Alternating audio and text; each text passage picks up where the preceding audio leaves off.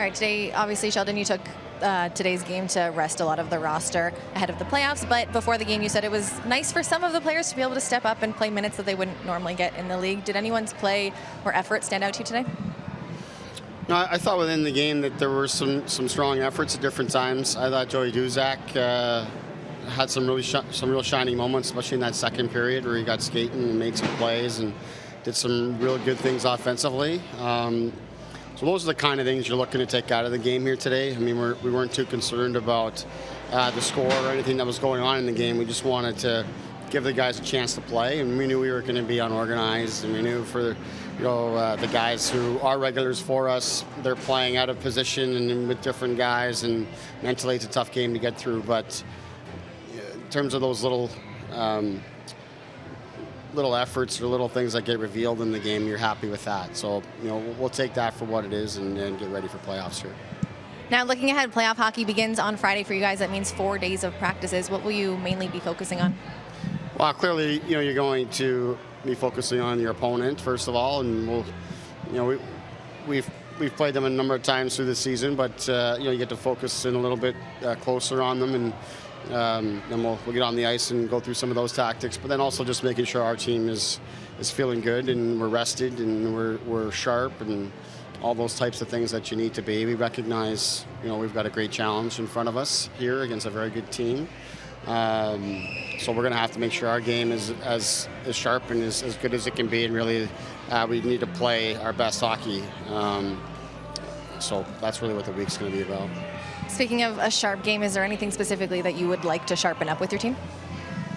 I don't think there's anything in particular. We're going to have to be really good in all areas of the game. If we're going to compete against a team as deep and talented as this Rochester team is, one of the top teams in the league, and they get their lineup bolstered pretty good by Buffalo, not making the playoffs, and we know we're going to be in for a challenge here. So there's no one particular area. We're going to have to be really strong in every area of the game.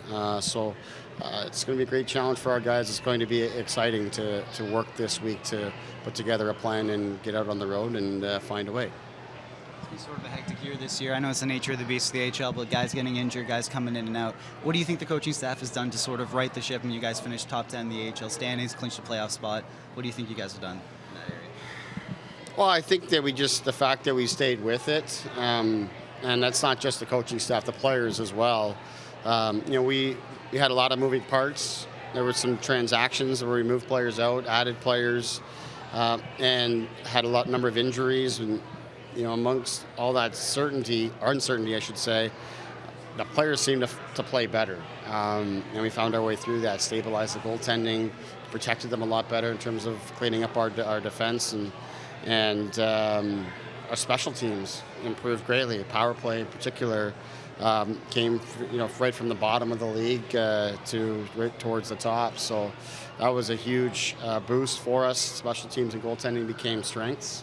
I think if there was anything, it's just the coaching staff stuck with it and didn't get frustrated, and we just came to work every day. But the players have to go out on the ice and execute and perform, and it was a credit to them to staying with the process and sticking with the coaching staff to continue getting better every day. What have your impressions been of Alex Basso so far? You played in the CIS, a league that doesn't produce that many AHL players, but what are your impressions been the last 2 games that you've seen? Yeah, obviously only 2 games, so not a lot I think we can glean from it, other than to say that skates well, moves the puck well, all things that I had become familiar with through my time coaching in the OHL against him. His name came up as a guy they wanted to bring in here and spend some time with our development staff and just kind of get a feel for him. And I think he's one of those guys again that is put in a tough spot in the sense that he doesn't get to practice with our team or anything, and then you just pop him in the lineup and he has to perform. But at the same time, your team is giving him an opportunity to play in the league and show that he can play, and I thought he did well with it. How unique is it for a guy like that to be on an ATO side while finishing like an MBA? I'm not sure if you knew that, but he's wrapping that process up as well at the same time.